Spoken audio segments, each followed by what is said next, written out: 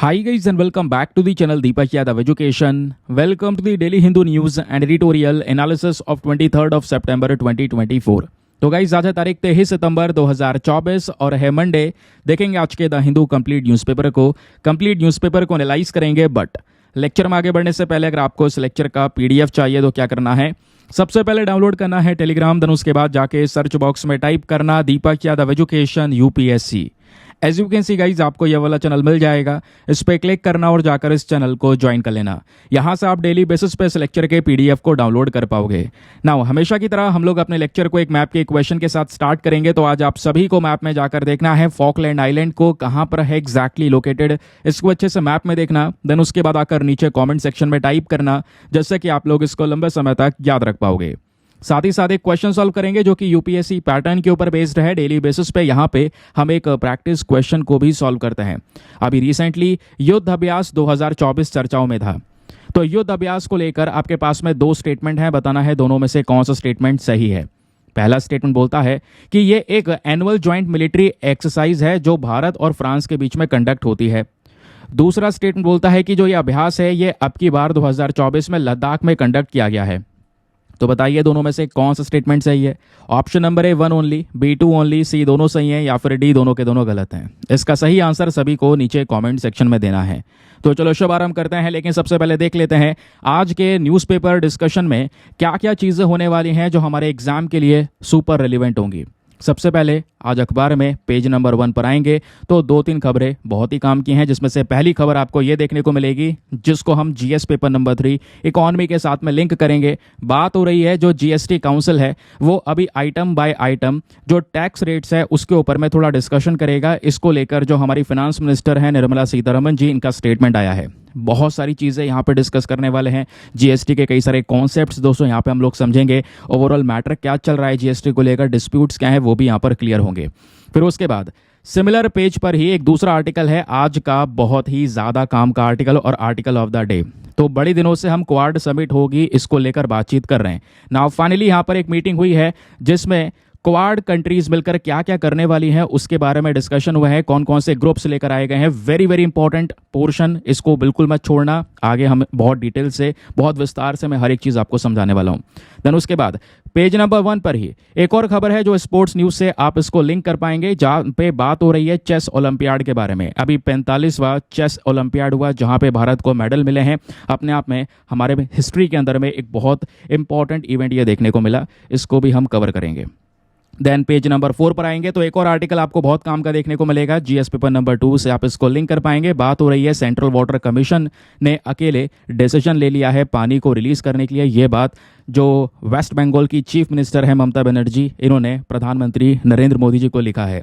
अब पूरा मैटर क्या है मैं आपको काफ़ी विस्तार से समझाऊंगा। सेंट्रल वाटर कमीशन के कॉन्सेप्ट को भी हम समझेंगे, क्या यहाँ पर वो यूनिलेटरल डिसीजन ले सकता है या नहीं ले सकता है, ये भी यहाँ पे हम लोग जानने की कोशिश करेंगे। देन उसके अलावा पेज नंबर 6 और 7 दोनों पेजेस को दोस्तों देखोगे तो ये होता है हमारा आज का एडिटोरियल एंड ओपिनियन सेक्शन। तो एडिटोरियल में देखेंगे तो सबसे पहला एडिटोरियल बहुत ही ज़्यादा काम का है, जहाँ पे बात हो रही है नेशनल सिक्योरिटी स्ट्रैटेजी के बारे में। मैं आपको बता रहा हूँ ये आर्टिकल बिल्कुल भी नहीं छोड़ना है, प्रॉपर नोट्स के साथ मैं आपको डिस्कस करवाऊंगा। डेटा निकाल के नोट्स बना के हर चीज़ आपको यहाँ पर मिल जाती है, बस खाली आपने पूरे कंसंट्रेशन के साथ में वीडियो को देखना है और कुछ नहीं करना है।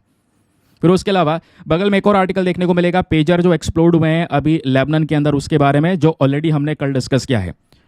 दूसरी जो इंपॉर्टेंट खबर दोस्तों हमारे लिए बहुत ही ज़्यादा ज़रूरी है वो है यहाँ पर ये वाली, जहाँ पे बात हो रही है capturing the cost of healthy diets. Healthy diets को लेकर यहाँ पर रिपोर्ट ने क्या बताया है, भारत में क्या सिनेरियो है मॉल न्यूट्रिशन का, उसको लेकर आर्टिकल में डिस्कशन किया गया है। अभी जो मेंस का पेपर हुआ है उसमें बहुत सारे क्वेश्चन ऐसे टॉपिक्स आए हैं। फिर वही जो पेजर एक्सप्लोजन हुआ है उसको लेकर एक सिमिलर आर्टिकल और है, ये हमारे काम के नहीं है। दो इंपॉर्टेंट आर्टिकल, ये वाला और ये वाला बहुत काम का है। अच्छा, तीसरा ये वाला जो आर्टिकल है ना, ये पेजर को एक्सप्लोजन को लेकर नहीं है, ये है आपके पीआईबी फैक्ट चेक यूनिट को लेकर, बताऊंगा इसके बारे में, डोंट वरी। तो ये तीनों आर्टिकल दोस्तों यहाँ पे डिस्कस करेंगे विद प्रॉपर मेंस क्वेश्चन, आपको मेंस का सवाल भी मिलेगा। फिर पेज नंबर 12 पर एक और आर्टिकल देखने को मिलेगा जहाँ पे बात हो रही है हमारे जो डंप साइट्स है उनके बारे में। जो सॉलिड वेस्ट मैनेजमेंट है, जो वादे किए गए थे वो पूरे नहीं हो पाए हैं, आज हम काफ़ी ज़्यादा पीछे चल रहे हैं, वो यहाँ पर एक्सप्लेन किया गया है, उसको भी कवर करेंगे। चलिए फिर आगे बढ़ते हैं, लेकिन पहले मैं आपको बता दूं, देखो मेंस के जो हमारे जीएस पेपर नंबर 1, 2, 3, 4 हैं, इनके पेपर हो चुके हैं। उसके अलावा एसए का पेपर हो चुका है। इन पेपर का डिस्कशन मैंने इस एक वीडियो में कर दिया है और ये वीडियो कल शाम मैंने अपलोड किया था। मैंने आपको डायरेक्टली दोस्तों यहाँ पे दिखाया है कि कितने सारे क्वेश्चंस सीधा वीडियो से आए हैं। जो रोजाना डिस्कशन देखते हैं, प्लीज़ दोस्तों आप लोगों से रिक्वेस्ट है इन सब चीज़ों को फॉलो करके चला करो। मैं आपको कुछ एग्जाम्पल दिखाता हूँ। वैसे मैं ये कल डिस्कशन कर चुका हूँ, लेकिन मैं आपको एग्जाम्पल के तौर पर दिखा रहा हूँ क्योंकि मुझे पता है कई सारे लोग वीडियो नहीं देखेंगे।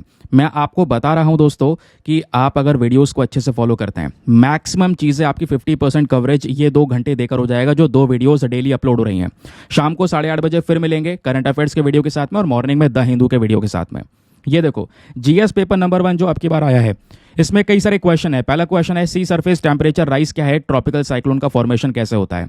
और ये हमने 31 अगस्त को पढ़ा है, जैसे यहाँ पर आप वीडियो में देख पाएंगे। और सीधा मैंने आपको पढ़ाया है ट्रॉपिकल साइक्लोन्स कैसे फॉर्म होते हैं। आप वीडियो को जाकर देखिए, सभी स्क्रीनशॉट्स यहाँ पर मैंने दिए हुए हैं। इतना ही नहीं, दूसरा सवाल देखो, यहाँ पे बात हो रही है, सॉरी ये वाला देखो, क्लाउड बर्स्ट के बारे में कि जो क्लाउड बर्स्ट है क्या होता है, यानी बादल फटने की परिघटना क्या होती है। ये आपसे पूछ लिया गया। सीधा 2 अगस्त को मैंने ये वीडियो डिस्कस किया है, जिसमें मैंने थंबनेल भी लगाया है कि हिमाचल में बादल फटा। और इसको लेकर मैंने इस पूरे वीडियो में सबसे पहला आर्टिकल यही डिस्कस किया है कि क्लाउड बर्स्ट होता क्या है, कैसे होता है और ये डेडली क्यों है। तो मतलब 2 क्वेश्चन और 10-10 मार्क्स के क्वेश्चन है वो, क्योंकि मेंस में आपको पता है ना, एक 10 मार्क्स का क्वेश्चन आता है और कुछ क्वेश्चन आपके 15 मार्क्स के आते हैं। तो 10 मार्क्स वाले जो क्वेश्चन होते हैं वो आपके 150 शब्दों में लिखना होता है, 15 मार्क्स वाले क्वेश्चन आपको 250 शब्दों में लिखने होते हैं, है ना। फिर उसके बाद दोस्तों यहाँ पे आप देख पाते होंगे कि कैसे आर्टिकल्स, बहुत सारे क्वेश्चन और भी हैं। देखो सीधा यहाँ पे बात हो रही है जो ग्राउंड वाटर पोटेंशियल है आज के समय पर, वो लगातार कम हो रहा है, ग्राउंड वाटर डिप्लीशन हो रहा है। तो इसको लेकर मैंने एक प्रॉपर न्यूज़ आर्टिकल कवर किया है, ये आप देखिए। 11 सितंबर का वीडियो ओपन करेंगे, यहाँ पर सीधा 38 मिनट 37 सेकंड पे जाएंगे, पूरा टॉपिक मिल जाएगा। ऐसा नहीं है मैं यहाँ पर दिखा रहा हूँ कि बस खाली स्क्रीनशॉट लगा दिया। यहाँ से इस आर्टिकल का डिस्कशन शुरू हुआ है, 10-15 मिनट तक ये पूरा डिस्कशन चलेगा, तो आप यहाँ पे चेक कर पाएंगे। इतना ही नहीं, ये देखो इस वाले आर्टिकल को लेकर कई सारे लोग समझ रहे थे यार ये क्या है, aurora australis and aurora borealis.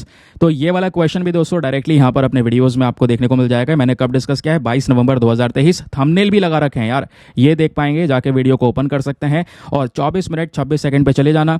यहाँ पे मैंने ग्रीन लाइट्स के बारे में डिस्कशन किया है, आपको ऑरोरा बोरेलिस ये दिख रहा होगा, उसके अलावा ऑरोरा ऑस्ट्रेलिस दिख रहा होगा, ठीक है। ये सब कुछ मैंने बहुत डिटेल से डिस्कशन किया है कि आखिरकार ये ऑरोरा होते कैसे, इसके पीछे का रीजन क्या है, वो भी क्लियर किया गया है।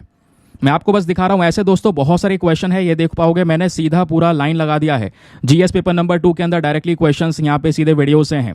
ये सवाल यहाँ पर आप देख पाएंगे, गुड गवर्नेंस को लेकर यहाँ पर एक सीधा एक क्वेश्चन आ गया। और गुड गवर्नेंस को लेकर हमने लास्ट ईयर डिस्कस किया था 23 अगस्त को, जैसे सॉरी 23 अगस्त बोल रहा हूँ, 28 दिसंबर को। ये आप देख पाएंगे वीडियो है, ठीक है, ये टाइमिंग है। मतलब मैं कहना चाहता हूँ आप लोगों से कि हमने ये डिस्कशन ऑलरेडी कर लिया है, ठीक है। कल वीडियो में मैं सभी चीज़ें प्रूफ के साथ में आपको यहाँ पे दे चुका हूँ।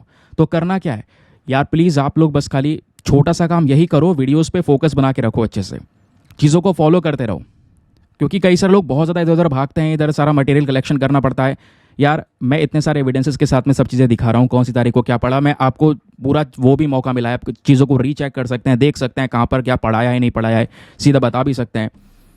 तो आपको भी काम करना होगा, ठीक है। अगर मेरी साइड से मेहनत लग रही है तो आपको उधर से मेहनत करनी पड़ेगी, आपको भी थोड़ा सा यहाँ पे कंसंट्रेशन के साथ में पढ़ना होगा। जो सीरियस एस्पिरेंट हैं स्पेशली मैं उनकी बात कर रहा हूँ। चलिए फिलहाल ये बातें होती रहेंगी। तो कल मैंने शाम वीडियो अपलोड किया, आप चेक कर सकते हैं, लेकिन उससे पहले हम ये डिस्कस कर लेते हैं आज का थंबनेल वाला टॉपिक। तो थंबनेल वाला टॉपिक जैसे हमारे आज के न्यूज़पेपर में भी प्रेजेंट है, जैसा आप सोच रहे होंगे यार थंबनेल में क्या हमने डिस्कस किया है। तो थंबनेल में डिस्कशन ये हो रहा है कि भाई रिसेंटली क्वाड्रिलेटरल सिक्योरिटी डायलॉग यानी क्वाड का समिट शुरू हो चुका है। पीएम मोदी पहुंच गए हैं अमेरिका, क्योंकि अब की बार क्वाड का समिट दोस्तों यूएसए में ही हो रहा है। तो इस समिट के दौरान क्या होता है, जब ये पीएम मोदी जाते हैं तो जो बाइडन को कुछ गिफ्ट प्रोवाइड करवाते हैं, जिल बाइडन को भी गिफ्ट देते हैं। तो जो बाइडन को तोहफा दिया गया है वो यहाँ पर एक चांदी का हाथ से बना हुआ, हाथ से इंग्रेव करा हुआ ट्रेन का मॉडल दिया गया है। इसी को लेकर ये आर्टिकल डिस्कस किया जा रहा है, बहुत सारी खबरें कवर की गई हैं, ये आप देख पाएंगे। तो अभी जो ये क्वाड का समिट हुआ है, कहाँ पे हुआ है, अमेरिका के अंदर डेलवेयर में। तो बेसिकली यहाँ पे आप देख पाएंगे जो ये इन्होंने सिल्वर की ट्रेन दी है जो बाइडन को, इस पर लिखा हुआ है दिल्ली टू डेलवेयर। और यही चीज़ जो है ना उधर की साइड में, यानी इस डिब्बे के दूसरे साइड पे लिखा है हिंदी में, ये यहाँ पर बताया गया इस आर्टिकल के अंदर में। तो ये जो यहाँ पे दोस्तों एक मास्टरपीस बनाया गया है, ये हमारे महाराष्ट्र के कुछ कलाकार हैं, इन्होंने बनाया है, दिखाया है भारत के मेटल वर्किंग आर्टिस्ट को कि भाई भारत में मेटल वर्किंग को लेकर किस तरीके से काम होता है। और दूसरी बात, इस प्रकार का ट्रेन मॉडल बनाने का पर्पस क्या है? ये बनाने का पर्पस यह है कि देखो, भारत में जो स्टीम लोकोमोटिव एरा था, जो स्टीम इंजन चला करते थे, उसको श्रद्धांजलि दी गई है और यहाँ पर हम अपने हिस्टोरिकल सिग्निफिकेंस को ये दिखा रहे हैं। और इस मॉडल के अंदर में कई सारी चीज़ें मेंशन हैं जहाँ पे भारत और रशिया बोल रहा हूँ, भारत और अमेरिका के रिलेशंस हम मजबूत करते हुए देख रहे हैं। और इसके लिए यहाँ पे जो हमने दिल्ली डिलीवर करके जो नाम है वो लिखा हुआ है ट्रेन के डब्बों पर, क्योंकि पीएम मोदी वहीं पे गए हैं क्वाड समिट को अटेंड करने के लिए। तो ये सिल्वर ट्रेन के साथ साथ, जैसे मैंने आपको बताया, जो लेडी जिल बाइडन है उनको पश्मीना शॉल यहाँ पर पीएम मोदी ने दिया है एज अ गिफ्ट। इसको लेकर ढेर सारे न्यूज़ आर्टिकल्स यहाँ पे कवर हो चुके हैं, जैसे आप देख पाएंगे, PM Modi's silver train model and pashmina shawl gift to Joe and Jill Biden. इसको लेकर ढेरों न्यूज़ आर्टिकल्स आपको यहाँ पर देखने को मिलेंगे। खैर, ध्यान रखिएगा, क्वेश्चन आपसे बन सकता है, लेकिन आगे बढ़ने से पहले एक और रेलिवेंट इन्फॉर्मेशन, अगर आप लोग हमारे पेड ग्रुप्स को ज्वाइन करना चाहते हैं तो आपके पास में बढ़िया मौका है इसको ज्वाइन करने के लिए। यहाँ पर आपको डेली बेसिस पे करंट नोट्स के पीडीएफ वगैरह प्रोवाइड करवाए जाते हैं। फॉर एग्जाम्पल, जैसा हमने ये आर्टिकल डिस्कस किया, इसमें बहुत सारा बैकग्राउंड डेटा होगा, प्रॉपर नोट्स बना के हर एक चीज़ दोस्तों आपको इस ग्रुप में मिल जाती है, एक प्रिंटेबल फॉर्म के पीडीएफ में, जिसका प्रिंट आउट वगैरह आप निकलवा सकते हैं। एक ऐसा पीडीएफ जो हिंदी और इंग्लिश दोनों भाषाओं में होता है। एक ऐसा ग्रुप आपको मिल जाता है यहाँ पे जहाँ पे आपके करंट अफेयर्स का सारा कंटेंट सिक्योर हो जाता है। कहने का मतलब है, करंट अफेयर्स की टेंशन यहाँ पे आपकी बहुत ज़्यादा खत्म हो जाती है, क्योंकि इस ग्रुप में सभी डेटा अवेलेबल है, पुराना डेटा भी अवेलेबल है, नया डेटा भी अवेलेबल है। तो किसी भी तारीख का पीडीएफ उठाओ, डाउनलोड करो, पढ़ो, डिलीट करो, अनलिमिटेड ऑप्शंस आपके पास में अवेलेबल हैं। सारे पीडीएफ्स इसी ग्रुप में पड़े हुए हैं। ग्रुप को ज्वाइन करने का जो फी पेमेंट है वो बहुत ही मिनिमम है, just 499 for the lifetime access. जब तक आपका सिलेक्शन ना हो जाए तब तक आप 499 में इस ग्रुप को ज्वाइन करके रख सकते हैं। ज्वाइन करने के लिए क्या करना है, व्हाट्सएप पर जाना है। यहाँ पर आपको एक नंबर दिया गया है 8534873368। इस नंबर पर आप मैसेज कर सकते हैं और एक मैसेज ये कर देना कि I want to join this group. इस प्रकार का आप मैसेज कर दोगे तो वहाँ पर रिप्लाई मिलेगा, पेमेंट का प्रोसेस दिया जाएगा और उससे ज़्यादा इंपॉर्टेंट आपको डेमो वीडियो का लिंक भी मिलेगा। आप पूरे डेमो वीडियो को एक बार चेक कर लीजिएगा, देख लीजिएगा कि मुझको कहाँ पे क्या फ़ायदे हो रहे हैं। कंप्लीटली अपने आप को जब आप सेटिस्फाई कर लो, संतुष्ट हो जाओ, तभी जाकर ये इन्वेस्टमेंट करना। बाकी यार, एक काम जरूर कर दिया करो, मेक श्योर करा करो, वीडियो पे जो लाइक का बटन है उसको प्रेस कर दो। 5000 लाइक्स का टारगेट है, जिसको आप सभी लोग सपोर्ट कर सकते हैं। नाउ, आज का दूसरा आर्टिकल, दूसरी इंपॉर्टेंट खबर पेज नंबर 1 पर है। क्या बात हो रही है, जो क्वाड्रिलेटरल सिक्योरिटी डायलॉग है, यानी जो क्वाड ग्रुप है, इन्होंने अभी एक पूरा मीटिंग को अरेंज किया। और इस मीटिंग के अंदर में कौन कौन प्रेजेंट है, जैसे दोस्तों आप यहाँ पर देख भी पाएंगे, पीएम मोदी हैं, उसके अलावा ऑस्ट्रेलिया के यहाँ पर प्राइम मिनिस्टर हैं एंथनी एल्बनीज, उसके अलावा जापानीज प्राइम मिनिस्टर आपको देखने को मिल जाएंगे फुमियो किशिडा, और इधर यहाँ पर यूएस के प्रेसिडेंट देखने को मिलेंगे जो बाइडन। तो क्योंकि आपको पता है क्वाड बेसिकली 4 देशों का ग्रुप है। इन चारों देशों में कौन कौन से 4 देश आते हैं, Bharat, America, Japan and Australia. और अभी इन सब लोगों की मीटिंग होती है, जिस मीटिंग के अंदर में कई सारे डिस्कशन हुए और उन्होंने ये बोला है कि हम क्या करेंगे, चारों देश आपस में मिलकर मैरीटाइम सेक्टर में कई सारे इनिशिएटिव लेकर आएंगे, जहाँ पे इंडो पैसिफिक जो रीजन है स्पेशली, ये आप देख पाएंगे, ये भारत है, जापान है, उधर यूएसए है और नीचे ऑस्ट्रेलिया है। ये हमारा इंडियन ओशन है, ये पैसिफिक ओशन है। आप ऊपर देखेंगे तो यहाँ पर ये चाइना है। तो चाइना का जो अग्रेशन है स्पेशली भारत और इधर पैसिफिक ओशन में, इंडियन ओशन और पैसिफिक ओशन में, इस पर्टिकुलर रीजन में, इसको काउंटर करने के लिए हम लोग इस पर्टिकुलर रीजन के लिए बहुत सारे इनिशिएटिव शुरू करने वाले हैं। उसके अलावा यहाँ पे बोला जा रहा है हेल्थ को लेकर बहुत सारे इनिशिएटिव चारों देश मिलकर शुरू करेंगे। जो चाइना आज के समय पर अग्रेशन दिखा रहा है, इसकी कड़ी निंदा भी की है यहाँ पर इन चारों देशों ने। और इसमें मोस्ट इंपॉर्टेंट थिंग जो आपको याद रखनी है कि क्वाड ग्रुप ने मिलकर एक बड़ा डिसीजन लिया है, और ये जो डिसीजन है इसका नाम है क्वाड कैंसर मून शूट। तो ये जो क्वाड कैंसर मून शॉट आपको देखने को मिलेगा, इसमें इन चारों देशों का मेन पर्पस है जो सर्वाइकल कैंसर होता है, इस सर्वाइकल कैंसर से निपटना, सर्वाइकल कैंसर को खत्म करना। और इस सर्वाइकल कैंसर को खत्म करने के लिए चारों देश मिलकर काम करने वाले हैं। और इसमें जो भारत है वो $10 मिलियन तक का सपोर्ट करेगा, ऐसा बोला जा रहा है। भारत में जो सीरम इंस्टीट्यूट ऑफ इंडिया है जो वैक्सीन को बनाता है, ये भी यहाँ पर दोस्तों बहुत सारी 40 मिलियन वैक्सीन प्रोवाइड करवाने वाला है, वो ये बता रहा है। तो हम सर्वाइकल कैंसर को टारगेट कर रहे हैं, मैरीटाइम सिक्योरिटी पे ध्यान रखा गया है, चाइना के अग्रेशन को कॉम्बैट किया गया है, ये सब चीज़ों पे बातचीत हो रही है। इतना ही नहीं दोस्तों, यहाँ पर मैत्री वर्कशॉप नाम का एक नया इनिशिएटिव का डिस्कशन हो चुका है। मैत्री नाम का जो फुल फॉर्म है, इसका नाम है maritime initiative for training in the Indo Pacific region. Again, जो इंडियन ओशन और पैसिफिक ओशन है, ये वाला इंडो पैसिफिक रीजन की बात हो रही है। इस रीजन में हम और ज़्यादा मजबूत हो जाएं। एक दूसरे के कंट्रीज़ को यहाँ पर ये ट्रेन करेंगे, क्वाड पार्टनर्स को ट्रेन करेंगे ताकि अपने एरियाज़ को वो सिक्योर कर सकें और जो भी अनलॉफुल बिहेवियर होगा किसी भी कंट्री का उसको काउंटर किया जा सके। और इसको लेकर मैत्री वर्कशॉप की जो शुरुआत है 2025 में होगी और भारत इसको होस्ट करेगा। पहला वर्कशॉप ही भारत होस्ट करने वाला है, ये हमको यहाँ पे बताया गया है। इतना ही नहीं, फिर आर्टिकल में डिस्कस किया गया कि जो क्वाड मेंबर्स हैं, मैं आपको बता ही चुका हूँ कि चाइना अभी फिलीपींस के साथ में भिड़ा हुआ है, फिलीपींस के साथ में इसके इशू चल रहे हैं। तो उसको लेकर यहाँ पे बोला जा रहा है कि सबीना शोल में जो चाइना अग्रेशन दिखा रहा है हम इसकी निंदा करते हैं, चाइना ऐसा नहीं कर सकता। साउथ चाइना सी समुद्र का नाम है, तो ऐसा मतलब नहीं है कि दूसरे की टेरिटरी भी उसकी होगी, तो उसको यहाँ पर कंडेम किया गया है। ये हमारा पूरा आर्टिकल हुआ। लेकिन क्या केवल इस आर्टिकल से काम हो जाएगा? तो वो तो सभी कर सकते थे, आप भी कर सकते थे। एग्जाम में अगर कोई क्वेश्चन आएगा तो यहाँ पे 2-3 चीज़ें हैं। पहला तो सर्वाइकल कैंसर का इशू पता होना चाहिए, दूसरा आपको चाइना फिलीपींस का जो ये इशू है, सबीना शोल क्या है, प्लेसेस एंड न्यूज़ के परस्पेक्टिव से इंपॉर्टेंट है, ये पता होना चाहिए। चलिए डोंट वरी, नहीं पता है तो एक एक करके मैं आपको बताऊंगा ही। सबसे पहले दोस्तों हम लोग जब बात करते हैं सर्वाइकल कैंसर की, तो क्या होता है सर्वाइकल कैंसर, क्योंकि यहाँ पर इस आर्टिकल में काफ़ी जगह पे बात की गई है। जैसा आप देख पाएंगे सर्वाइकल कैंसर से लड़ने की बात यहाँ पे भी की गई है, फिर यहाँ पे भी की गई है, फिर हेल्थ इनिशिएटिव को लेकर डिस्कशन किया गया है। क्या है सर्वाइकल कैंसर? देखो, भारत सरकार भी लंबे समय से ये फोकस कर रही है कि हम सर्वाइकल कैंसर को ख़त्म कर सकें, क्योंकि बताया जाता है सर्वाइकल कैंसर एक बड़ी प्रॉब्लम है आज के समय पर महिलाओं में। क्योंकि ये जो कैंसर है डेवलप कहाँ पे होता है? वेमेन के सर्विक्स वाले पार्ट पर। अगर हम इसको अच्छे से मैप में देखें, एक फोटो के माध्यम से समझेंगे, तो यहाँ पर दोस्तों आपको ये वेजाइना का एक इंटीरियर व्यू देखने को मिलेगा। ठीक है, यहाँ पर ये जो पोर्शन इसको बोलते हैं सर्विक्स, और इस सर्विक्स के अंदर में जो ये इस तरीके से एक ट्यूमर से जो बन गया है ना, इसको बोलते हैं सर्वाइकल कैंसर। तो ये जो कैंसर है कहाँ पे होता है? सर्विक्स के अंदर में। अब दोस्तों यहाँ पे कैंसर होता क्या है ये तो सभी को पता है। देखो, हमारी बॉडी ना सेल से बनी है, कोशिकाओं से बनी है। जब बॉडी के अंदर में सेल्स का एबनॉर्मल ग्रोथ शुरू हो जाता है, एबनॉर्मल तरीके से एक्स्ट्रा सेल ग्रो होने लग जाएंगे, वहाँ पे गांठें होने लगेंगी, ट्यूमर सा बन जाएगा, उसी को हम लोग यहाँ पर कैंसर बनते हैं, उसी को कैंसर कहते हैं, ध्यान रखिएगा। जब एबनॉर्मल ग्रोथ होगी सेल्स को तो वो कैंसर कहलाता है। तो वही सिनेरियो वेमेन के सर्विक्स पर अगर ये होता है तो बेसिकली क्या होगा? वो सर्वाइकल कैंसर कहलाएगा। और ध्यान रखिए, बताया जाता है कि ये चौथा सबसे कॉमन प्रकार का कैंसर है महिलाओं के अंदर में। नहीं तो फिर अगर हम दुनिया भर में देखें तो दुनिया भर में बोला जाता है कि सेकंड, मतलब दुनिया भर में चौथा मोस्ट कॉमन है, इंडिया के अंदर बात करेंगे तो दूसरा मोस्ट कॉमन है।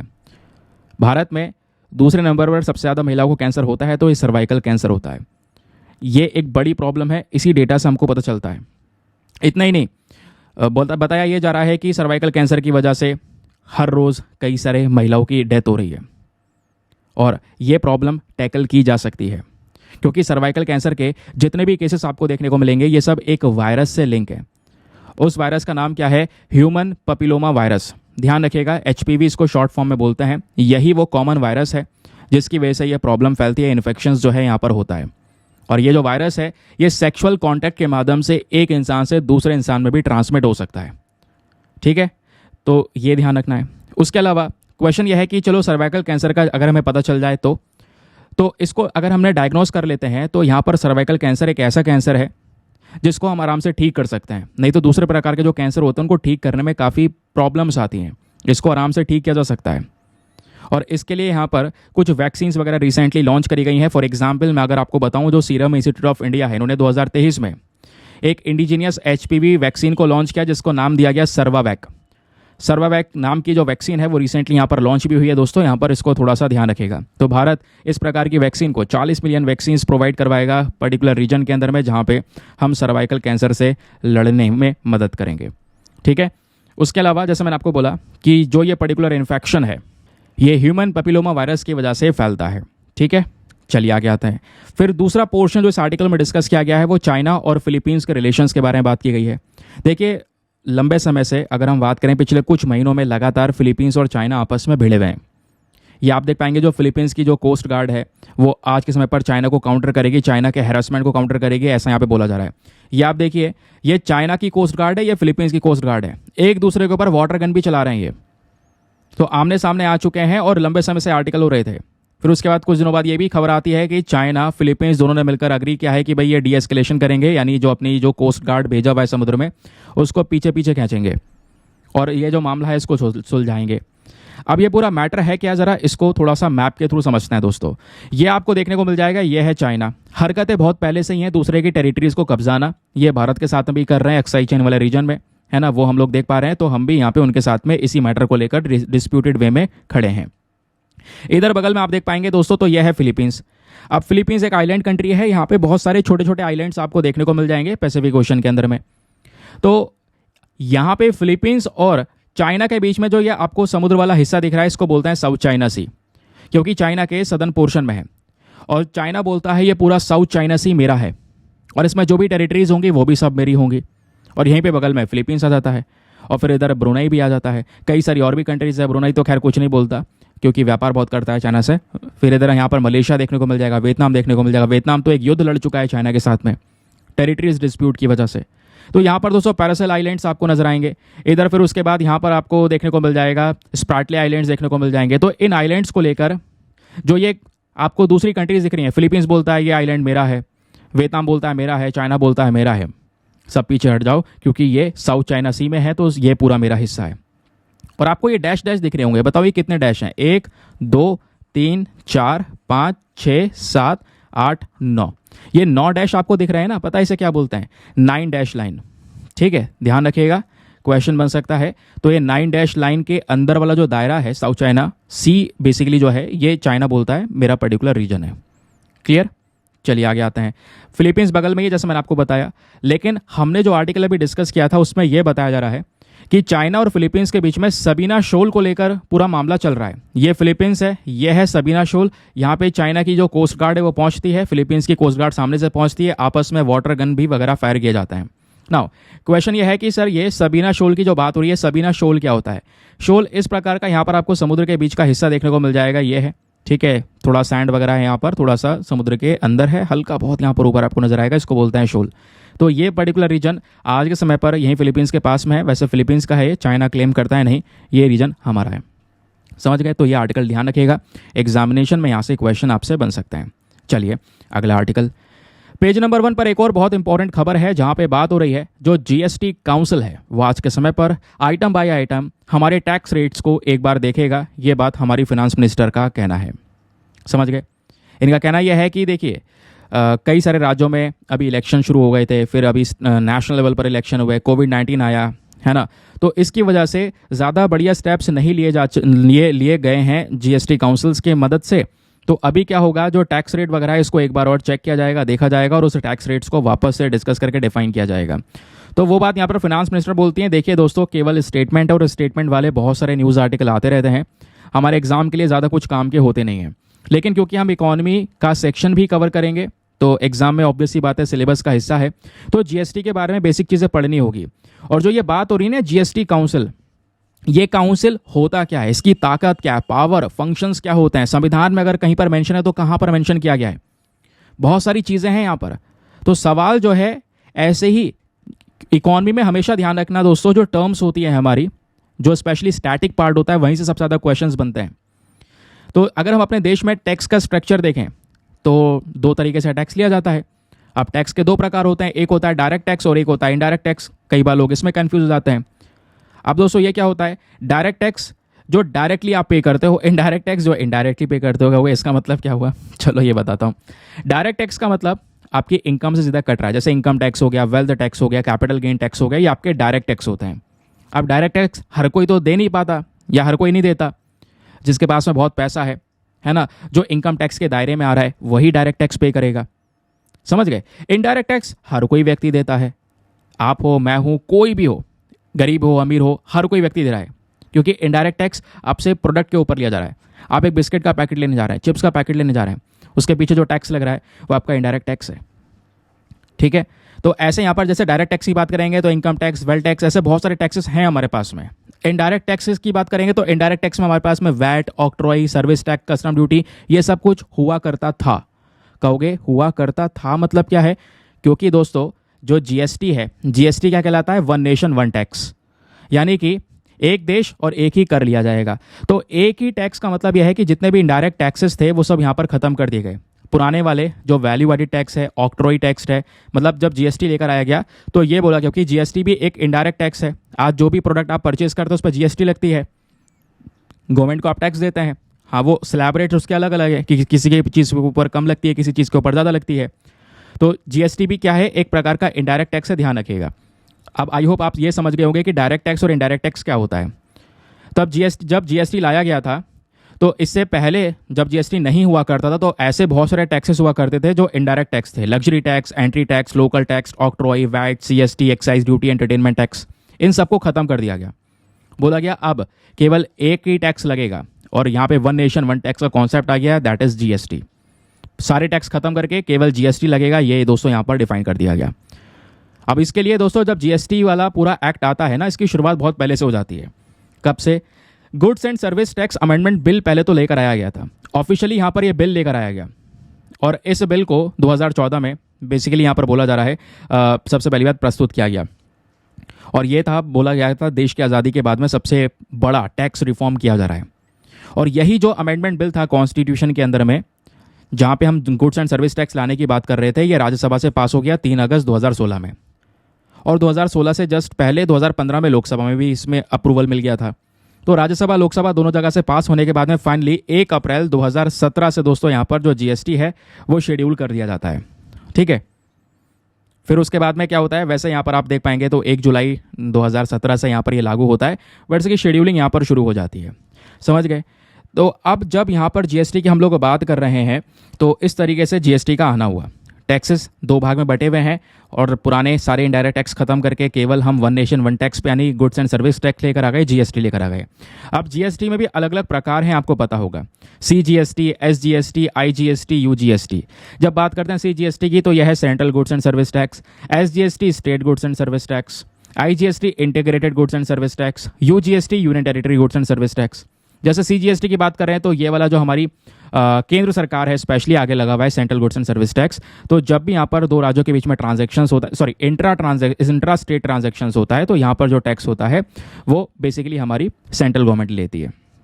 ठीक है, जब एक राज्य के अंदर आपस में व्यापार चलेगा तब की बात कर रहे हैं, जब एक ही स्टेट के अंदर में व्यापार चल रहा है। फिर ऐसी एसजीएसटी क्या होता है, कुछ हिस्सा यहाँ पर हमारी स्टेट के पास में चला जाता है। लेकिन जो आईजीएसटी होता है दोस्तों, जब हम एक दूसरे स्टेट में यहाँ पर ट्रेड कर रहे होते हैं, स्पेशली इंपोर्ट एक्सपोर्ट कर रहे होते हैं, तो उस पर भी हमारा integrated goods and service tax लगता है। उसी तरीके से आपको यूजीएसटी देखने को मिल जाएगा। मतलब मैं आपको बस खाली ऐसा नहीं बहुत डिटेल से बता रहा हूँ, एक ये सब आप पहले ही पढ़ चुके हो, बस खाली मैं एक आइडिया दे रहा हूँ कि हाँ ये सब चीज़ें आपको याद रहनी चाहिए, कभी भी एग्जाम में क्वेश्चन आ सकता है। अब आगे की बात सुनिए, इसी जीएसटी के अंदर में कुछ नए नए टैक्स स्लैब रेट्स डिफाइन कर दिए गए कि भाई यहाँ पर जो टैक्स है वो लगेगा कैसे। क्या सभी चीज़ों के ऊपर एक ही टैक्स लगेगा या अलग अलग तरीके से लगेंगे? तो दोस्तों इसको अलग तरीके से डिफाइन किया गया। जैसे कि यहाँ पर मान लो कोई ऐसा आइटम है जिसमें मसाले हैं, मस्टर्ड ऑयल है, उस पर 5% टैक्स लग जाएगा। जितना ज़्यादा लग्जरियस आइटम होता चले जाएगा उतना ज़्यादा इस पर टैक्स वसूला जाएगा। प्रोसेस फूड्स के ऊपर 12%, soap, oil, toothpaste, refrigerator, smartphone 18%, white goods जो आपके हैं एसी वगैरह, फ्रिज, इन सब चीज़ों की बात हो रही है तो यहाँ पर 28%। अगेन जो लग्जरी आइटम्स है, लग्जरियस कार वगैरह आपको देखने को मिल जाती हैं, उसके ऊपर में भी यहाँ पर 28%। जितना ज़्यादा लग्जरियस आइटम होगा उतना ज़्यादा यहाँ पर टैक्स लग जाएगा। तो इस तरीके से हमारे 4 जो स्लैब रेट्स है वो यहाँ पर उन्होंने डिफाइन कर रखे हैं, 0%, 5%, 12% और 18%। इस तरीके से यहाँ पर ध्यान रखिएगा, और 28% स्पेशली, ये कुछ हमारी जो टैक्स रेट्स हैं वो डिफाइन करे गए हैं। ठीक है, और जितना ज़्यादा लग्जरियस आइटम होगा उतना ज़्यादा टैक्स लगेगा। जैसे हम लोग AC, fridge, washing machine, small car, high and motor bikes जो बहुत ज़्यादा कह सकते हैं कि महंगी हो रही हैं, उसके अलावा कुछ और BMW वगैरह जैसे आइटम्स हो गए, तो ये सब पे 28% जीएसटी लगेगा। समझ गए? अब सवाल ये है क्या सर जीएसटी सभी चीज़ों पे लगता है? नहीं, तो ये भी ध्यान रखना है जीएसटी कुछ चीज़ों पे नहीं लगता। जैसे आपका कच्चा तेल यानी कि पेट्रोल हो गया, डीजल हो गया, नेचुरल गैस हो गया, एविएशन टरबाइन फ्यूल हो गया, इन पे जीएसटी नहीं लगता। ये पता होना चाहिए आपको। अच्छा, अब आप सोचोगे सर पेट्रोल के ऊपर जीएसटी क्यों नहीं लगता, ये बताइए। चलिए मैं आपको बताता हूँ। दोस्तों सबसे पहली चीज़ आप देख पाओगे, सिंपल शब्दों में समझना, गुड्स एंड सर्विस टैक्स में आप ज़्यादा से ज़्यादा किसी भी प्रोडक्ट के ऊपर में ज़्यादा से ज़्यादा कितना टैक्स लगा सकते हैं? कहोगे ज़्यादा से ज़्यादा 5, 12, 18, 28% लगा सकते हैं यार, है ना। ज़्यादा से ज़्यादा कोई भी प्रोडक्ट हो उसमें मैक्सिमम आप 28% लगा सकते हैं। 28% से ऊपर कोई टैक्स है ही नहीं जीएसटी में, कोई 5वां स्लैब है ही नहीं, सॉरी 6ठा स्लैब नहीं है। समझ गए? तो सवाल यह है कि अगर पेट्रोल को जीएसटी में लेकर आ जाएंगे तो पेट्रोल पर केवल आप 28% ही तक तो टैक्स लगा पाओगे। आप कितना भी लग्जरी आइटम पेट्रोल को कह लो, लेकिन वो 28% के दायरे से ज़्यादा कवर नहीं हो सकता क्योंकि इसमें स्लैब ही इतनी है। तो इस वजह से जीएसटी के अंदर में नहीं लाते, क्योंकि पेट्रोल के ऊपर जो गवर्नमेंट टैक्स लेती है वो अभी 28% से बहुत ज़्यादा है, और अलग अलग स्टेट्स में अलग अलग टैक्स हैं। इस वजह से आप देख पाओगे हर एक राज्य में पेट्रोल के प्राइसेस ज़्यादातर राज्यों में वैसे सेम रहते हैं, लेकिन कभी कभी आपको हर एक राज्यों में जो पेट्रोल के प्राइसेस के डिफरेंस है वो भी देखने को मिलते हैं, 1-2 रुपये ऊपर नीचे हो जाता है। तो वो टैक्स की वजह से, क्योंकि यहाँ पर सेंट्रल गवर्नमेंट अलग टैक्स ले रही है, स्टेट गवर्नमेंट अलग टैक्स ले रही है, तो पेट्रोल के ऊपर में टैक्स 28% से बहुत ज़्यादा चार्ज किया जाता है। जीएसटी में लाएंगे तो केवल 28% पेट्रोल सस्ता हो जाएगा बहुत, समझ गए। तो वो यहाँ पर मैं आपको बता चुका हूँ पहले भी, बस खाली मैंने आपको वापस से रिवाइज करवा दिया है, तो इस बात को ध्यान रखिए। नाउ अब ये सारे डिसीजन कि भाई किस सामान के ऊपर टैक्स लगाना है, किस सामान से टैक्स हटाना है, किस पे बढ़ाना है, किस पे कम करना है, ये सब डिसीजन लेता कौन है? अरे ये सब डिसीजन लेने का काम किसका है? ये सब काम है जीएसटी काउंसिल का, जिसकी वजह से ये आर्टिकल हम डिस्कस कर रहे हैं, समझ गए।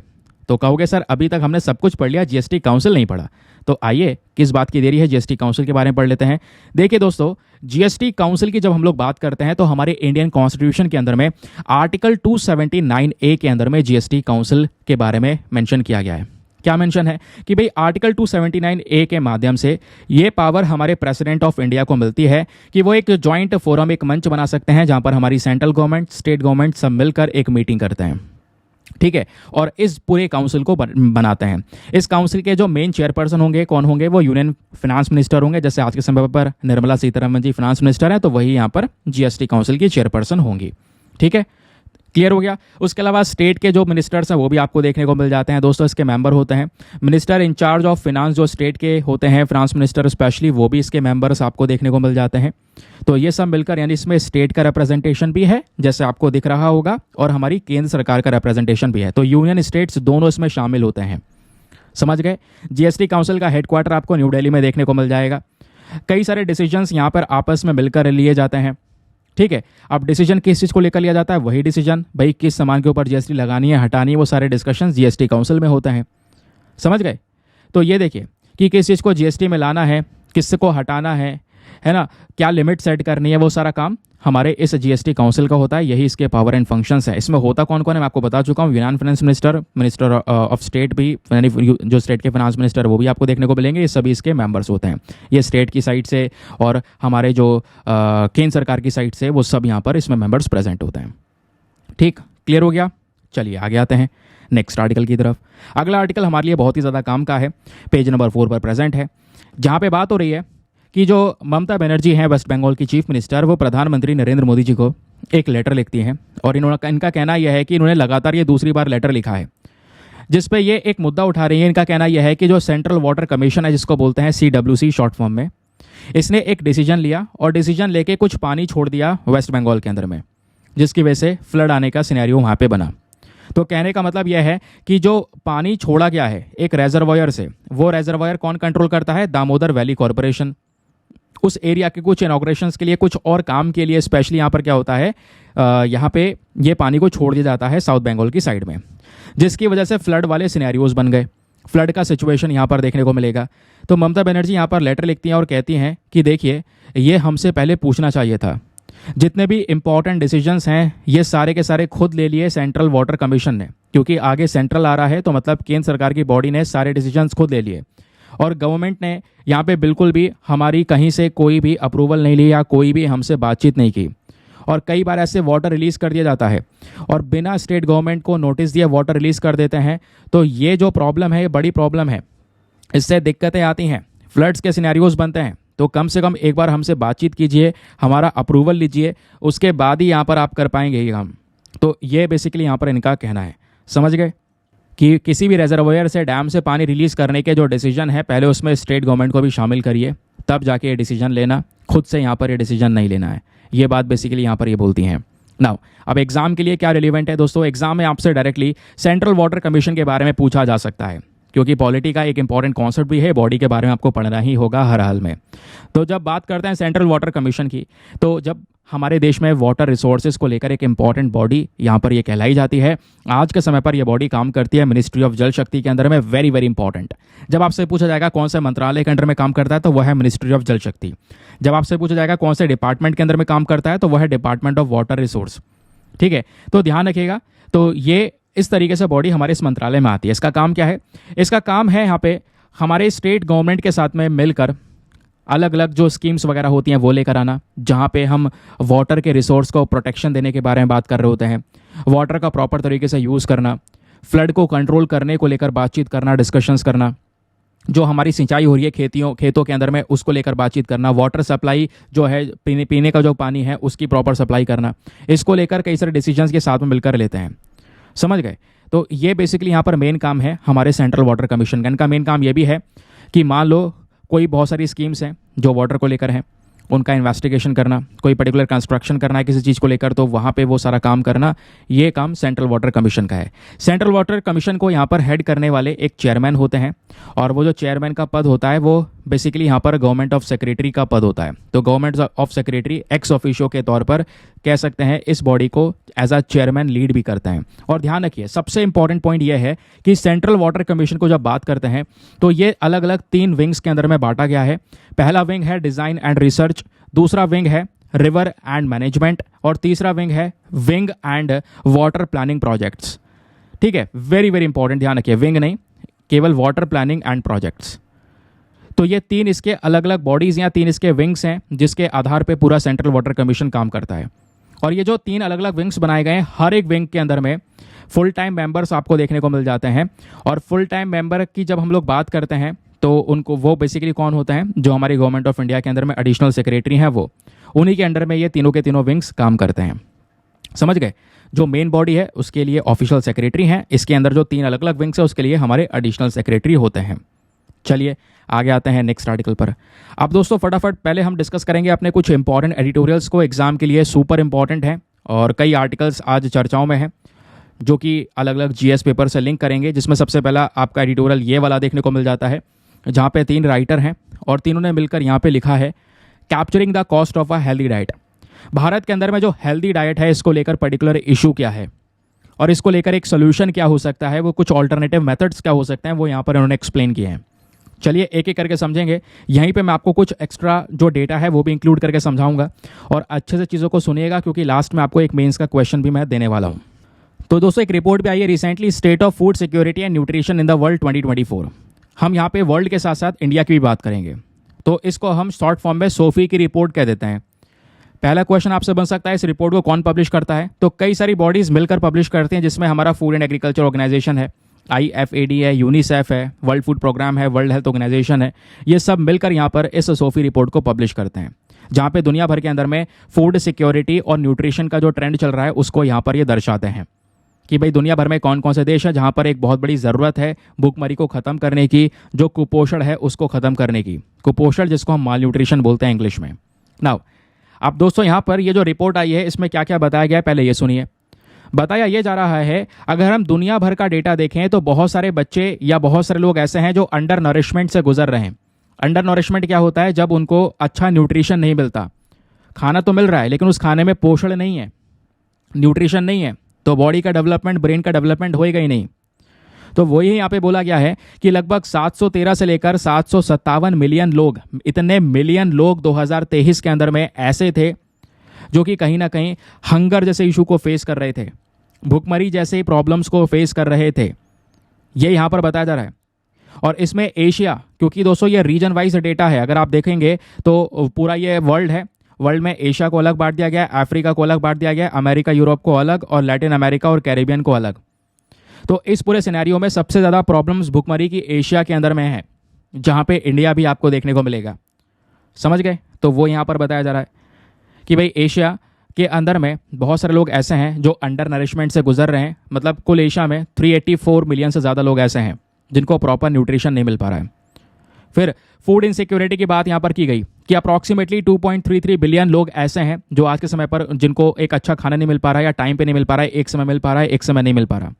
और ऐसी भयानक फूड इनसिक्योरिटी की वजह से दुनिया भर में 864 मिलियन से ज़्यादा लोग बुरी तरह से अफेक्टेड हैं। आप ऐसा देख पाएंगे, हज़ारों करोड़ों लोग यहाँ पर अफेक्टेड हैं। तीसरा यहाँ पे इन्होंने बोला cost of a healthy diet. दुनिया भर में जो हेल्दी डाइट है उसका जो कॉस्ट है वो बहुत ज़्यादा है। अगर आप इसको कंपेयर भी करेंगे तो भी यहाँ पर बहुत ज़्यादा है। कोविड के बाद से यहाँ पर ये डेटा थोड़ा सा इंक्रीज़ होता हुआ चला गया। तो कई सारे लोग अगर हेल्दी डाइट को कंज्यूम करना चाहें तो वो अफोर्ड नहीं कर पाते। फिर सबसे बड़ी प्रॉब्लम है रीजनल डिस्पैरिटीज़। यहाँ पे बोला जा रहा है कि जो हेल्दी डाइट है इसके जो प्राइस है, इसका जो कॉस्ट है वो अमेरिका अफ्रीका में बहुत ज़्यादा है, कई सारी कंट्रीज़ में यहाँ पर कम है। अफ्रीका में इसकी अफोर्डेबिलिटी बहुत बेकार हो जाती है, क्योंकि ऑब्वियस सी बात है अगर यहाँ पे प्राइस ज़्यादा होंगे तो लोग अफोर्ड नहीं कर पाएंगे, समझ गए। तो रीजन वाइज यहाँ पर इसके जो प्राइसेस है वो भी अफेक्ट हो रहे हैं। फिर बात आती है स्टंटिंग एंड वेस्टिंग की, तो यहाँ पे बताया जा रहा है कि बहुत सारे इंप्रूवमेंट्स हुए हैं पिछले कुछ समय पर स्टंटिंग और वेस्टिंग को लेकर, लेकिन जैसा हम चाहते थे वैसा इंप्रूवमेंट नहीं हुआ है। अब स्टंटिंग और वेस्टिंग क्या होता है ये आपको पता होना चाहिए दोस्तों। एक सेकंड रुको, मैं एक फ़ोटो दिखाता हूँ। ये देखिए, यहाँ पे कहते हैं कि जो बच्चा स्टंटिंग की कैटेगरी में होता है, इसका मतलब यह है कि उसकी उम्र के हिसाब से उसकी हाइट वगैरह बहुत ज़्यादा छोटी है। ये सब कैसे हुआ? क्योंकि उसको अच्छा खाना नहीं मिल पाया, ठीक है। वैसे यहाँ पे दोस्तों होता है वेस्टिंग। वेस्टिंग कंडीशन में यहाँ पर जो बच्चे की हाइट है उसके उम्र के हिसाब से, मतलब उसकी जो हाइट है उसके हिसाब से वो बहुत पतला है, हाइट ज़्यादा है लेकिन पतला दुबला सा है, अगेन क्योंकि उसको अच्छा खाना नहीं मिल पाया। फिर आता है एक कंडीशन ओवरवेट का, जहाँ पे ओबेसिटी, मोटापा बहुत ज़्यादा हो जाता है, ठीक है। तो ये तीनों कंडीशंस दोस्तों यहाँ पर ध्यान रखिएगा। तो अभी क्या हो रहा है, स्टंटिंग और वेस्टिंग में सिनेरियोज थोड़े से इंप्रूव हुए हैं, बट फिर भी वो जो सिनेरियोज इंप्रूवमेंट में देखने को मिले हैं वो इनसफिशिएंट है, ज़्यादा कुछ अच्छा हुआ नहीं है। फिर बात आती है मोटापे की, तो जो ओबेसिटी रेट है दुनिया भर में वो भी बढ़ता हुआ नजर आया है। महिलाओं में जो एनीमिया है वो यहाँ पर इंक्रीज हो रहा है। 15 से लेकर 49 ईयर्स तक की जो महिलाएं हैं उनमें एनीमिया बढ़ रहा है। एनीमिया क्या होता है? जब ब्लड में आपके बॉडी में आयरन की कमी हो जाती है, ब्लड की कमी हो जाती है। जैसे आप देख पाएंगे ये नॉर्मल है, जहाँ पे अच्छा खासा खून सर्कुलेट हो रहा है बॉडी के अंदर में। ये वो कंडीशन है जब एनीमिया हो जाता है, शरीर पीला सा पड़ने लगता है क्योंकि बॉडी के अंदर में प्रॉपर ब्लड है नहीं। तो ये कंडीशंस महिलाओं में बहुत ज़्यादा बढ़ रही है, ऐसा यहाँ पे बोला जा रहा है, क्योंकि आयरन वगैरह की कमी हो जाती है, वो भी आपको एक अच्छे फूड से ही मिलता है। फिर बात हो रही है करंट लेवल्स एंड गैप्स के बारे में। जो पब्लिक स्पेंडिंग है, जो यहाँ पर खर्चा हो रहा है फूड सिक्योरिटी के ऊपर में, वो ज़्यादा अच्छा नहीं हो पा रहा है। आज भी गवर्नमेंट जो है अलग अलग देशों की, वो ज़्यादा अच्छी तरीके से इस पर फोकस नहीं कर रही है, इन्वेस्टमेंट नहीं कर रही है, ताकि लोगों को यहाँ पर भुखमरी से बचाया जा सके। नाउ अब यहाँ पे ये तो हमने दुनिया भर का सिनेरियो पढ़ लिया। हमारे एग्जाम के लिए स्पेसिफिकली इंडिया के बारे में ये सब बातें आपको पता होना चाहिए कि भारत से संबंधित इस रिपोर्ट ने क्या क्या बोला। तो इन्होंने बोला है कि अगर हम केवल इंडिया की बात करें तो इंडिया में दोस्तों ऐसे लोग जिनको प्रॉपर खाना नहीं मिल रहा है, अंडर नॉरिश्ड हैं, उनकी संख्या 194.6 मिलियन के आसपास है। पूरे दुनिया में सबसे हाईएस्ट नंबर है भारत का, जहाँ पे लोगों को प्रॉपर खाना नहीं मिल पा रहा है, या खाना जो मिल रहा है उसमें कोई पोषण नहीं है, केवल खाली चावल मिल गया, वो यहाँ पर कंज्यूम कर लिया। इसमें यह बोला जा रहा है 55.6% जो इंडियंस हैं आज के समय पर, तो लगभग अगर हम इसको कन्वर्ट करें नंबर में तो 790 मिलियन पीपल जो हैं वो आज के समय पर एक हेल्दी डाइट को अफोर्ड ही नहीं कर सकते। वो हेल्दी डाइट यहाँ पर अफोर्ड नहीं कर सकते क्योंकि उनके पास में इनकम इतनी अच्छी नहीं है। प्लस भारत की जितनी भी पॉपुलेशन, उसकी 13% पॉपुलेशन बहुत ही ज़्यादा खतरनाक वाले अंडर नरिशमेंट सिनेरियो से गुजर रही है, जहाँ पे एक समय खाना मिल रहा है, दूसरे समय नहीं मिल रहा है, और दूसरे समय मिल रहा है तो वो पोषण वाला खाना नहीं मिल रहा है, पौष्टिक खाना नहीं है। यही चीज़ें ग्लोबल हंगर इंडेक्स में भी डिफाइन की गई। इंडिया की रैंक 111वें नंबर पर दी गई, जहाँ पे फूड सिक्योरिटी को लेकर बहुत सारे इश्यूज़ हैं। इतना ही नहीं, इंडिया आज के समय पर अगर हम देखेंगे चाइल्ड वेस्टिंग के मामले में तो 18.7% केसेस है पूरे साउथ एशिया में। चाइल्ड स्टंटिंग, दोनों वेस्टिंग स्टंटिंग क्या होता है अभी मैं आपको पढ़ा चुका हूँ। तो ऐसे कैटेगरी में बच्चों की संख्या भी इंडिया में बहुत ज़्यादा आपको देखने को मिल जाती है। 53% जो महिलाएं हैं भारत के अंदर में वो एनीमिक हैं। ध्यान रखिए, एनीमिया क्या होता है मैंने अभी आपको बताया, जब बॉडी के अंदर में ब्लड की कमी हो जाती है तो वो एनीमिया वाला सिनेरियो है। तो मतलब भारत में हर दूसरी महिला यहाँ पर आपको एनीमिया से पीड़ित देखने को मिल जाएगी, क्योंकि 53% का डेटा बताया जा रहा है। नाउ अब क्वेश्चन यह है कि ओबेसिटी यानी मोटापे का सिनेरियो भी है। बच्चों में जो मोटापा है, जब बच्चा 5 साल से कम का होता है तो उनमें ओबेसिटी हो जाती है, और तो वो मोटापा है वो भी यहाँ पर धीरे धीरे करके बढ़ गया है, और इसकी वजह से फिजिकली इनएक्टिव हो जाते हैं। कहने का मतलब है जो पॉपुलेशन है वो ज़्यादा एक्टिव नहीं रहेगी, इसकी चक्कर में जो ओबेसिटी वगैरह है, जो मोटापा है, वो और ज़्यादा बढ़ता हुआ नजर आएगा। रिपोर्ट्स ये भी बताती हैं कि जो अंडर न्यूट्रिशन है, यानी कि जो अच्छा खाना नहीं मिल पा रहा है, मोटापा जो हो रहा है, ये भी यहाँ पर बहुत बड़ी प्रॉब्लम क्रिएट करेगा। ये सब पुअर डाइट की वजह से हो रहा है, एक अच्छा खाना ना खाने की वजह से हो रहा है, समझ गए। क्योंकि हेल्दी फूड्स अगर आप कंज्यूम करते हैं तो वो काफ़ी हद तक चीज़ों को मेंटेन करके रख पाएगा। आज हमारे देश में अल्ट्रा प्रोसेस्ड फूड्स, जो ये जंक फूड्स हैं, इनको भी बहुत ज़्यादा कंज्यूम किया जाता है, जो बहुत ही ज़्यादा अनहेल्दी हैं। ये बात खुद WHO यहाँ पर मेंशन कर चुका है। तो इस वजह से भी यहाँ पर बहुत सारे जो सिनेरियोज हैं वो बिगड़ते हुए नजर आते हैं, क्योंकि आपका खान पान अच्छा नहीं है। इंडिया के अंदर में जो एक व्यक्ति स्पेंड कर रहा है, खर्चा कर रहा है फूड सिक्योरिटी के ऊपर में, न्यूट्रिशन के ऊपर में, वो पिछले कुछ समय से बढ़ा है, बट फिर भी यहाँ पर मौज माल न्यूट्रिशन वाला जो किस्सा है वो चल रहा है। कोविड-19 पैंडेमिक की बात करेंगे तो कोरोना की वजह से देश में थोड़ा माल न्यूट्रिशन और ज़्यादा बढ़ा, प्रॉब्लम्स और बढ़ गई, लोगों की इनकम वगैरह के ऊपर इम्पैक्ट पड़ा, जिससे यहाँ पर उनको एक अच्छा खाना नहीं मिल पाया। अब ये जो रिपोर्ट आई है दोस्तों, इसी के अंदर में कुछ रिकमेंडेशंस भी शेयर की गई हैं। जैसे इन्होंने बोला है कि भैया हमें क्या करना चाहिए, इतनी बड़ी दिक्कत है तो पहला कदम हमें ये उठाना होगा कि हमें पब्लिक इन्वेस्टमेंट को इंक्रीज़ करना होगा। भाई जो सरकार है उसको थोड़ा ज़्यादा खर्चा करना होगा, इन्वेस्टमेंट करना होगा, जो बजट्स हैं अलग अलग स्कीम्स के लिए लेकर आने होंगे, तभी यहाँ पे जब हम हंगर को कम कर सकते हैं, माल न्यूट्रिशन जैसी चीज़ों को ख़त्म कर सकते हैं। दूसरा काम, प्राइवेट सेक्टर का जो इन्वेस्टमेंट है वो भी इसमें इंक्लूड करना होगा, यानी जितने भी हमारी प्राइवेट सेक्टर इंडस्ट्रीज़ हैं उन प्राइवेट सेक्टर को भी लेकर आ जाओ, है ना। उनको यहाँ पर बॉन्ड्स वगैरह हम लोग प्रोवाइड करवा सकते हैं, थोड़ा पैसा इकट्ठा हो जाएगा, उनको भी फूड सिक्योरिटी इनिशिएटिव्स के अंदर में यहाँ पर उतार सकते हैं। फिर हमें क्लाइमेट रेजिलेंट एग्रीकल्चर को प्रमोट करना होगा, जहाँ पे क्योंकि देश के अंदर में अगर हर एक व्यक्ति तक खाना पहुँचाना है तो आपका एग्रीकल्चर सिस्टम स्ट्रांग होना चाहिए, ताकि बहुत सारी फसल उगाई जा सके, हर एक व्यक्ति की ज़रूरत को पूरा किया जा सके। इसके लिए हमारा एग्रीकल्चर सिस्टम को स्ट्रांग करना है। तो आज के समय पर जो क्लाइमेट चेंज जैसी प्रॉब्लम्स हैं, गर्मी बढ़ रही है, सूखा पड़ रहा है, पानी की कमी है, उससे भी तो लड़ना होगा ना। तो उस इम्पैक्ट को दोस्तों यहाँ पर हमें काउंटर करना होगा। हमें एग्रीकल्चर में smart agriculture, specially precision agriculture, जिसके बारे में मैंने आपको कल पढ़ाया था, याद होगा, कल नहीं परसों पढ़ाया था शायद, तो वैसे कॉन्सेप्ट्स हमें अपनाने होंगे। फिर उसके अलावा न्यूट्रिशन प्रोग्राम चलाने होंगे, जहाँ पे ओवरऑल हमारा जो न्यूट्रिशन है, बैलेंस डाइट है, ये लोगों को प्रोवाइड करवानी होगी। फिर बात आती है वल्नरेबल पॉपुलेशन की। देखिए आज के समय पर जो गवर्नमेंट अगर कोई काम करती भी है, इन्वेस्टमेंट वगैरह करती है, तो स्पेशल फोकस उन लोगों पे करना होगा जो वाकई में पीड़ित हैं, जिनको वाकई में खाना नहीं मिल पा रहा है। हमारे छोटे फार्मर्स हैं, वेमेन हैं, बच्चे हैं, प्रेग्नेंट महिलाएं हैं, उनको यहाँ पे प्रॉपर फैसिलिटीज़ प्रोवाइड करवाना ज़रूरी है। एसेंशियल वाइटामिन्स और मिनरल्स प्रोवाइड करवाना ज़रूरी है। इसके लिए आप बहुत सारा डेटा इकट्ठा कर सकते हैं। उस डेटा के माध्यम से यहाँ पर देख सकते हैं कि कहाँ पर कितना अनाज देने की ज़रूरत है, उसके हिसाब से एक्शंस को लिया जा सकता है।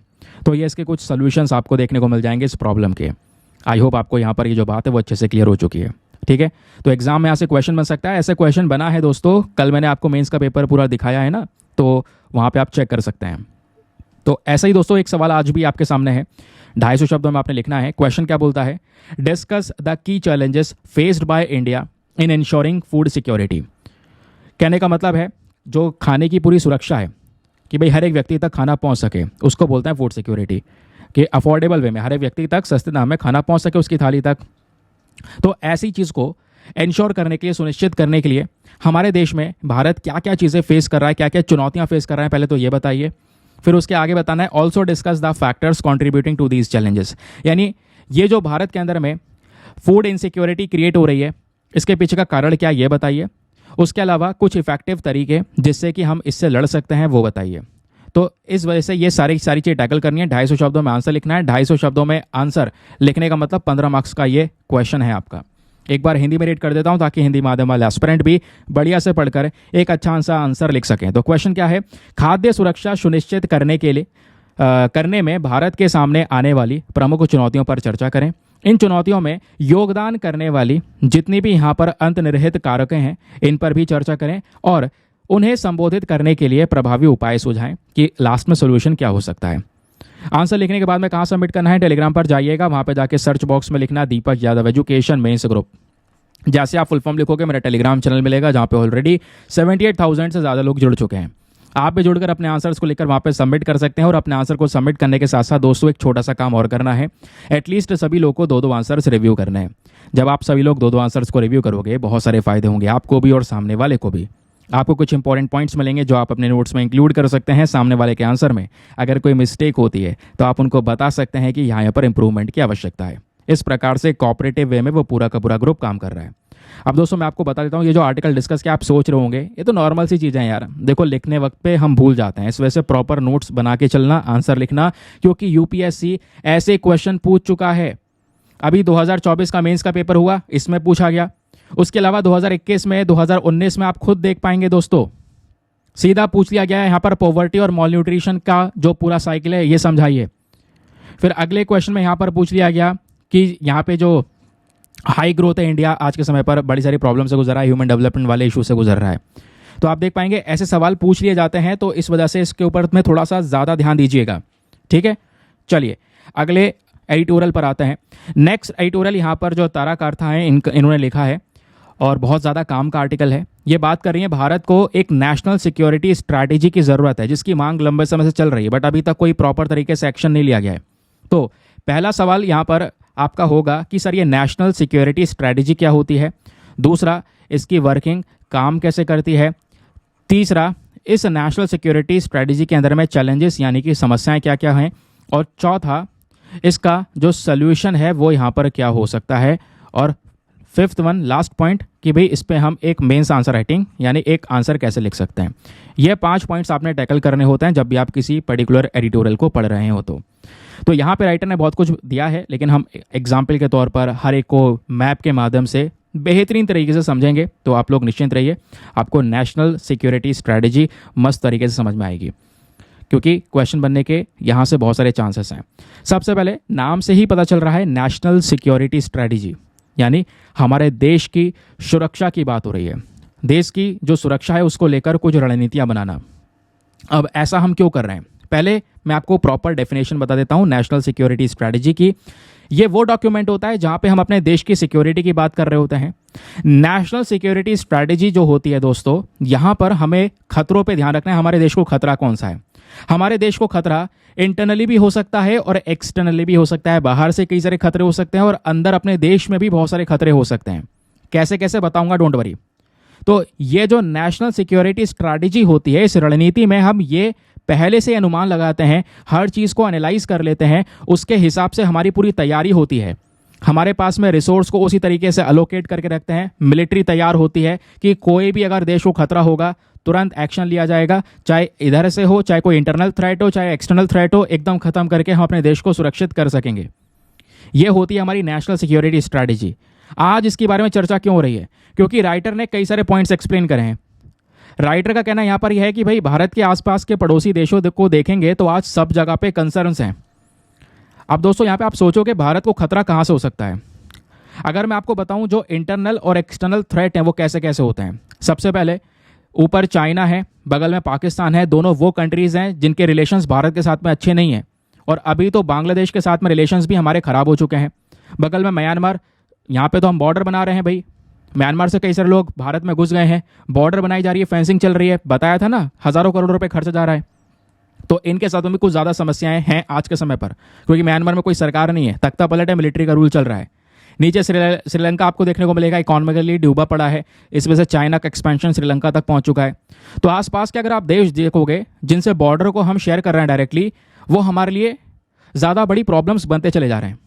सबसे पहले चाइना की बात करेंगे तो चाइना से भारत को क्या खतरा हो सकता है, न्यूक्लियर थ्रेट का खतरा हो सकता है, क्योंकि चाइना एक न्यूक्लियर पावर है, वैसे भारत भी एक न्यूक्लियर पावर है। और पाकिस्तान की साइड से भी दोस्तों ये न्यूक्लियर थ्रेट का खतरा हो सकता है। ये साइन आप देख पाओगे, पहला है बाहर से, ये एक्सटर्नल थ्रेट की बात कर रहे हैं, ये न्यूक्लियर थ्रेट हो जाएगा। दूसरा, ये बाहर के देशों से मिसाइल थ्रेट भी हो सकता है, बाहर से चाइना कोई मिसाइल मार सकता है, पाकिस्तान कोई मिसाइल मार सकता है ना। उसके अलावा तीसरा जो थ्रेट होता है वो होता है क्रॉस बॉर्डर टेररिज्म, यानी कि पाकिस्तान की साइड से आप देख पाएंगे जो बॉर्डर है, उस बॉर्डर से अंदर यहाँ पर जो आतंकवाद है वो हमारे आज के समय पर बढ़ भी रहा है। क्रॉस बॉर्डर टेररिज्म हम लोगों ने रिसेंटली जम्मू कश्मीर वाले रीजन में देखा। इतना ही नहीं, टेररिज्म यहाँ पे बांग्लादेश की साइड से भी आपको देखने को मिल जाएगा हमारी टेरिटरी में। तो क्रॉस बॉर्डर टेररिज्म एक और बड़ी प्रॉब्लम है। इतना ही नहीं, इलीगल माइग्रेशन जो आज हो भी रहा है दोस्तों, म्यांमार से इलीगली बहुत सारे लोग माइग्रेट कर चुके हैं, बांग्लादेश से इलीगली बहुत सारे लोग माइग्रेट कर चुके हैं वेस्ट बंगाल के अंदर में, और ये माइग्रेशन चल रहा है, अवैध तरीके से भारत में घुसना, फिर वहीं पे रहना, वहीं पे बस जाना, और वहाँ की जो लोकल पीपल हैं उनको फिर प्रॉब्लम्स होनी शुरू हो जाती हैं। इतना ही नहीं, फिर एक और सबसे बड़ा खतरा वो क्या है, मॉइस्ट थ्रेट, यानी नक्सलवाद का मुद्दा।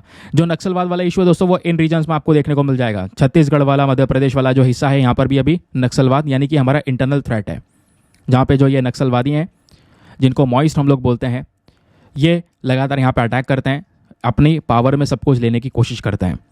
तो ये कुछ थ्रेट्स हैं एक्सटर्नल और इंटरनल, इन सब चीज़ों से यहाँ पे हमें सिक्योर करना होगा। इसके लिए हमारे पास में नेशनल सिक्योरिटी स्ट्रैटेजी, पूरी रणनीति होनी चाहिए। क्या ये कोई नया कॉन्सेप्ट है? नहीं, ऑलरेडी यहाँ पर कई सारे देश दोस्तों इस कॉन्सेप्ट को अपना चुके हैं। जो भी हमारे डेवलप्ड नेशन है, चाहे वो यूएस हो, चाहे वो यूके हो, या फिर रशिया क्यों ना हो, इनके पास में अपनी खुद की नेशनल सिक्योरिटी स्ट्रैटेजी है। चाइना के पास में भी अपनी खुद की स्ट्रैटेजी है।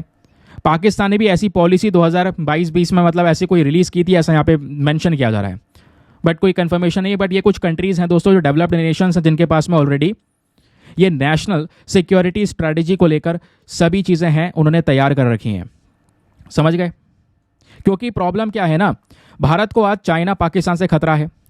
चाइना अपना belt and road initiative project बना रहा है, भारत के पाकिस्तान ऑक्यूपाइड कश्मीर वाले रीजन से चाइना पाकिस्तान इकोनॉमिक कॉरिडोर निकाल रहा है, ये सिक्योरिटी थ्रेट्स हैं। उसके अलावा इंडिया में भी दोस्तों कई कॉन्फ्लिक्ट्स इकट्ठे हो सकते हैं। भारत में नक्सलिज्म आपको देखने को मिलेगा। जो हमारे नॉर्थ ईस्ट इंडियन स्टेट्स जैसे नागालैंड की बात करेंगे, वहाँ पे नागा इंसर्जेंसी है, तोड़ के अलग हिस्सा बनाना चाहते हैं, अलग देश बनाना चाहते हैं। Cross border terrorism Pakistan support कर रहा है, वो एक बहुत बड़ा इशू है। ये कुछ इंटरनल और एक्सटर्नल थ्रेट्स है जो हम लोग ऑलरेडी डिस्कस कर चुके हैं। समझ गए? ये बात आपको क्लियर हो गई। अब आगे की सुनिए।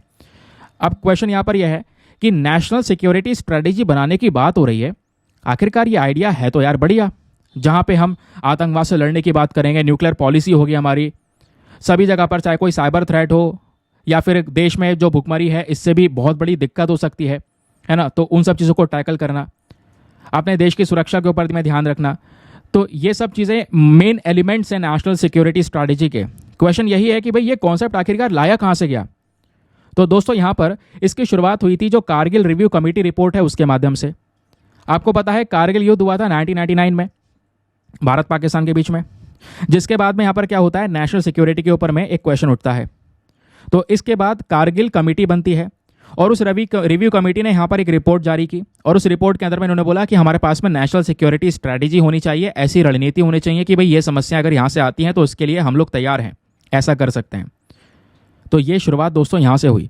उसके अलावा 2012 में नरेश चंद्र टास्क फोर्स ऑन सिक्योरिटी करके यहाँ पर एक रिपोर्ट आती है इनकी 2012 के अंदर में, इन्होंने यहाँ पर ये मुद्दा उठाया कि भाई जो नेशनल सिक्योरिटी स्ट्रैटेजी है ज़रा ये होनी चाहिए हमारे पास में।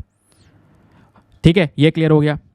अब सवाल यहाँ पर यह है कि जो नेशनल सिक्योरिटी स्ट्रैटेजी इसमें क्या क्या होना चाहिए? इसमें प्रॉपर डेफिनेशन होनी चाहिए, नेशनल सिक्योरिटी क्या है, इसके उद्देश्य क्या होने चाहिए ये बताना होना चाहिए।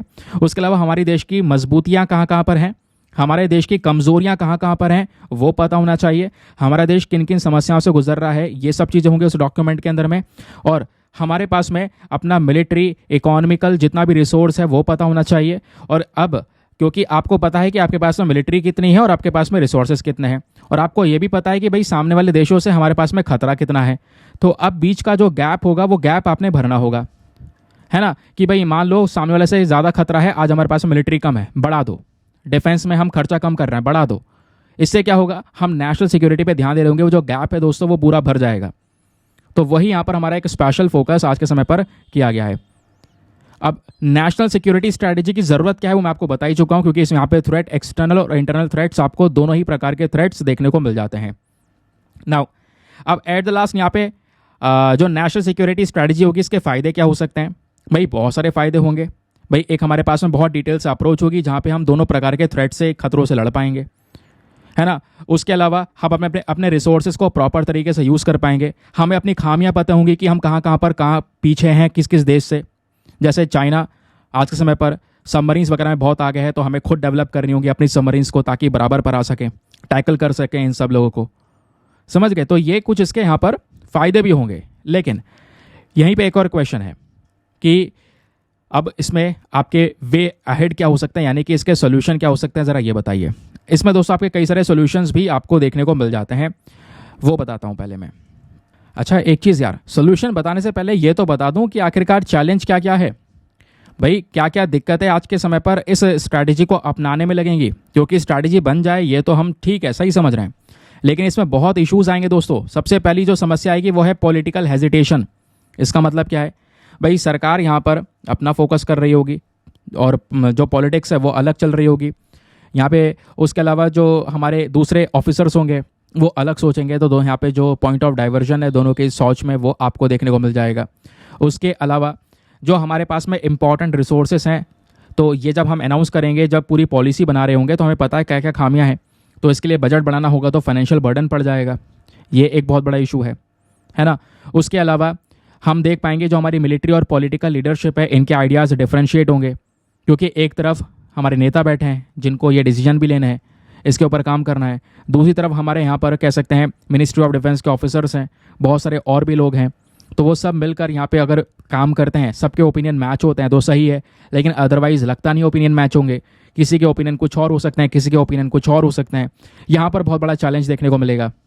और एट द लास्ट सबसे बड़ा चैलेंज यह है कि खर्चा बहुत आने वाला है इसके अंदर में, क्योंकि खामियां जब पता चलेंगी देश में, तो नेशनल सिक्योरिटी स्ट्रैटेजी के अंदर में बहुत सारी चीज़ों से हमें यहाँ पर निपटना होगा।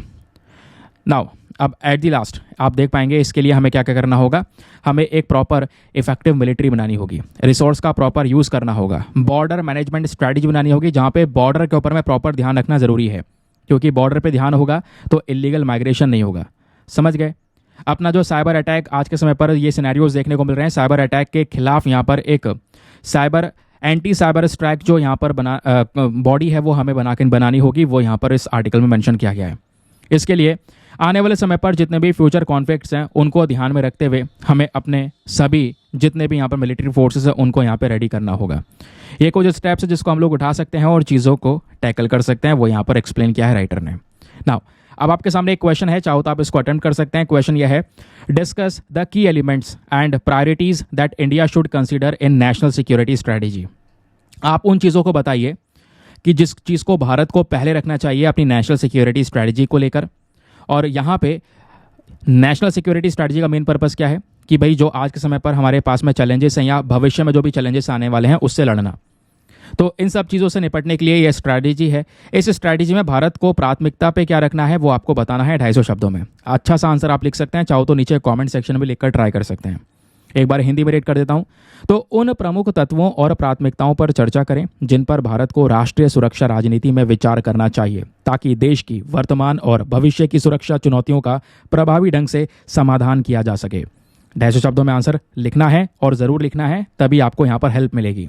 चलिए अगले एडिटोरियल पर आता है। यहाँ पे बात हो रही है फैक्ट चेक यूनिट को लेकर, एक बहुत ही ज़्यादा रेलिवेंट टॉपिक है। अभी आपने रिसेंटली देखा काफ़ी ज़्यादा मुद्दा उठा। बॉम्बे हाई कोर्ट ने यहाँ पर यह बोला कि सरकार जो आईटी रूल लेकर आई है 2021 के, इसमें इन्होंने चेंजेस करे, अमेंडमेंट करे। और आईटी रूल 2021 में अमेंडमेंट करने के बाद में ये बात कर रहे हैं कि फैक्ट चेक यूनिट बनाएंगे। कुछ ऐसी ऑर्गेनाइजेशंस होंगी जो सरकार के खिलाफ में अगर गलत कोई फॉल्स इन्फॉर्मेशन फैला रही होंगी तो उस इन्फॉर्मेशन को ख़त्म करेंगी, उस इन्फॉर्मेशन को रोकेंगी। इसी के लिए हमारे पास में पीआईबी फैक्ट चेक यूनिट भी, आपको ये पता होगा। तो फैक्ट चेक यूनिट बेसिकली एक ऐसी ऑर्गेनाइजेशन होगी जो फॉल्स इन्फॉर्मेशन, जो गलत खबरें होती हैं, अफवाहें होती हैं, डिस इन्फॉर्मेशन होता है, उसको काउंटर करेंगे, उससे लड़ने में मदद करेंगी। तो फिलहाल यहाँ पर बॉम्बे हाई कोर्ट ने बोला कि गवर्नमेंट का जो ये डिसीजन है ये गलत है, क्योंकि यहाँ पे अगर हम ऐसा कुछ करते हैं तो इससे बहुत सारे जो राइट्स है वो वायलेट होते हुए नजर आएंगे। क्योंकि हमारा मेन टारगेट है जितनी भी फेक इन्फॉर्मेशन है उसको यहाँ पे ख़त्म करना। तो हो सकता है कोई इन्फॉर्मेशन फेक ना हो, उस पर भी कि ये गवर्नमेंट बॉडी क्या करे, एक रिस्ट्रिक्शन लगा दे। तो इससे यहाँ पे जो लोगों के पास में राइट है फ्रीडम ऑफ एक्सप्रेशन का, खुलकर बोलने का, तो वो राइट्स कहीं ना कहीं वायलेट होंगे, ऐसा यहाँ पर इनका कहना है इस पर्टिकुलर आर्टिकल में। पहले ही हम डिस्कस कर चुके हैं, इसमें कुछ ज़्यादा खास है नहीं। ठीक है, चलिए फिलहाल आते हैं हम लोग अपने आज के लास्ट आर्टिकल की तरफ। यहाँ पे क्या बात हो रही है, जैसे मैंने आपको स्टार्टिंग में बता दिया था कि हाल ही में 45वां चेस ओलंपियाड हुआ दोस्तों। जो ये 45th चेस ओलंपियाड हुआ है, यहाँ पर इंडिया ने कुछ ग्रेटेस्ट मोमेंट्स को रिकॉर्ड किया। ये अभी कल संडे में बुदापेस्ट के अंदर में हुआ, जहाँ पे हमारे पास में ओपन और वेमेन सेक्शन जो होता है, ये 2 सेक्शन में चेस के गेम होते हैं। दोनों ही सेक्शन में भारत को गोल्ड मेडल मिला है।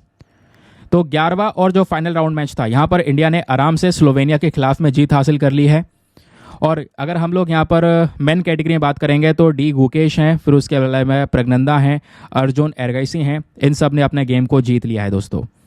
फिर दूसरी तरफ वेमेन इवेंट की बात करेंगे तो वेमेन इवेंट में भी भारत जीता है। और वेमेन इवेंट यहाँ पर अजरबैजान के अगेंस्ट में हमने जीता है। यहाँ पर डी हरिका हैं, दिव्या देशमुख हैं, वंतिका अग्रवाल हैं, तो ये यहाँ पर मेंशन किया जा रहा है। तो दोनों ही सेक्शन, चाहे वो ओपन सेक्शन हो चाहे वो वेमेन सेक्शन हो, दोनों ही सेक्शन में हमारे पास में गोल्ड मेडल्स आए हैं इस 45वें चेस ओलंपियाड के अंदर में। ये इस आर्टिकल के अंदर में कवर किया गया, तो उसको आप एज अ स्पोर्ट्स सेक्शन के तौर पे याद रख सकते हैं। क्वेश्चन बनेगा तो आप हैंडल भी कर सकते हैं। चलिए अब सेशन को करते हैं समाप्त और आते हैं अपने यूपीएससी के प्रैक्टिस क्वेश्चन पर। क्वेश्चन ये था, जो युद्ध अभ्यास है अभी 2024 वाला जो रिसेंटली हुआ है भारत में, यह युद्ध अभ्यास को लेकर 2 स्टेटमेंट है, बताइए दोनों में से कौन सा स्टेटमेंट सही है। पहला बोलता है यह अभ्यास एक जॉइंट मिलिट्री एक्सरसाइज है बिटवीन इंडिया एंड फ्रांस। नहीं दोस्तों, भारत और अमेरिका के बीच का अभ्यास है, ना कि भारत और फ्रांस के बीच का। ये फोटो भी आप देख पाएंगे। ठीक है, युद्ध अभ्यास भारत और अमेरिका के बीच में होता है। तो पहला स्टेटमेंट हो गया रॉन्ग। दूसरा, क्या अब की बार ये अभ्यास 2024 वाला भारत के लद्दाख वाले रीजन में कंडक्ट किया गया है? नहीं, राजस्थान के अंदर में कंडक्ट किया गया है। ये बात मैंने दोस्तों ऑलरेडी आपको पढ़ाई है ना। तो जो हमारे यहाँ पे महाराजा फायर रेंज है, स्पेशली वहाँ पर उस फील्ड रेंज के अंदर में ही क्या किया गया है, इस पर्टिकुलर इवेंट, इस एक्सरसाइज को कंडक्ट किया गया है। तो दूसरा वाला स्टेटमेंट भी गलत है। तो इसका सही उत्तर क्या होगा? Option number D, neither one nor two is the correct answer. ठीक है, तो डी आपका सही है क्योंकि दोनों स्टेटमेंट्स यहाँ पे हमारे गलत हैं। नाउ स्टार्टिंग में आपसे एक क्वेश्चन दिया गया था फॉकलैंड आइलैंड के बारे में कि भाई फॉकलैंड आइलैंड को मैप में देख लेना। फॉकलैंड आइलैंड को हम मालविनास आइलैंड के नाम से भी जानते हैं। ये आइलैंड को लेकर लंबे समय से कई सारे जो डिस्प्यूट्स हैं पहले हो भी चुके हैं। अगर मैं आप लोगों को एक बार मैप दिखाता हूँ तो ये वो मैप आप देख पाएंगे। इधर यहाँ पर एशिया हो गया, ये अफ्रीका हो गया, ये यहाँ पर हो गया साउथ अमेरिका। साउथ अमेरिका में जो नीचे एक कंट्री है यह है अर्जेंटीना। ठीक है, अर्जेंटीना पता है, मेसी वाला देश। अर्जेंटीना के बगल में एक छोटा सा आइलैंड है, यहाँ पर इसको बोलते हैं हम लोग फॉकलैंड आइलैंड। ठीक है, ये रहा अर्जेंटीना, बगल में ये रहा यहाँ पर छोटा सा आइलैंड जिसको बोला जाता है फॉकलैंड आइलैंड। फॉकलैंड आइलैंड को लेकर एक बहुत बड़ा इशू यूके के बीच में हुआ है पहले, तो अर्जेंटीना बोलता है, क्लेम करता है ये हमारा हिस्सा है। ये फॉकलैंड आइलैंड को जूम करके देखेंगे तो दो भाग में बटा हुआ है। ठीक है, तो जो इधर वाला हिस्सा है वो वेस्ट फॉकलैंड है और इधर वाला हिस्सा आपका ईस्ट फॉकलैंड है। इसकी कैपिटल है स्टैनले। ठीक है, तो ध्यान रखिएगा, ये न्यूज़ में है, क्वेश्चन बनेगा तो आप आराम से यहाँ पर सॉल्व कर पाएंगे क्योंकि ये बेसिक फैक्ट्स जो लगातार चर्चाओं में रहते हैं। सवाल यह है कि अर्जेंटीना के बगल में, तो क्या अर्जेंटीना का है? नहीं दोस्तों, अभी यहाँ पर जो यूके है, यूनाइटेड किंगडम, वही यहाँ पर इस टेरिटरी को गवर्न कर रहा है। बट अर्जेंटीना से लड़ाई रहती है। अर्जेंटीना बोलता है ये आइलैंड हमें दे दीजिए, हमारा ही है, हमारा इतिहास बोलता है ये आइलैंड हमारा है। ठीक है, कैपिटल इसके स्टानले है, जैसे मैंने आपको बता दिया। डेमोग्राफिक देखेंगे तो फॉकलैंड आइलैंड में जो आज के समय पर लोग हैं वो ज़्यादातर इंग्लिश बोलने वाले लोग आपको देखने को मिलेंगे, जो फॉकलैंडर्स हैं। ठीक है, उसके अलावा मेजोरिटी ऑफ लोग यहाँ पर जो इंग्लिश है वो यहाँ पर बोलते हैं, और जो लोगों का मेन काम है यहाँ पर फिशिंग वगैरह करना और उससे जो पैसा अर्न होता है उससे यहाँ पर जीवन चलता है इनका। करेंसी की बात करेंगे तो फॉकलैंड पाउंड है जो स्पेशली ब्रिटिश पाउंड से रिलेटेड है, तो क्योंकि यूके की ही टेरिटरी है। आप इमेजिन कीजिए ब्रिटेन ऊपर है, ब्रिटेन की टेरिटरी है, ये पहले कब्जाया था ना, तो फॉकलैंड आइलैंड को छोड़ा नहीं है, इन्हीं के पास में है। फिर उसके बाद यहाँ पर अगर आप गवर्नमेंट देखेंगे तो ब्रिटिश क्राउन के अंडर में ही आता है, ब्रिटिश क्राउन ही यहाँ पर इसको हेड करते हैं।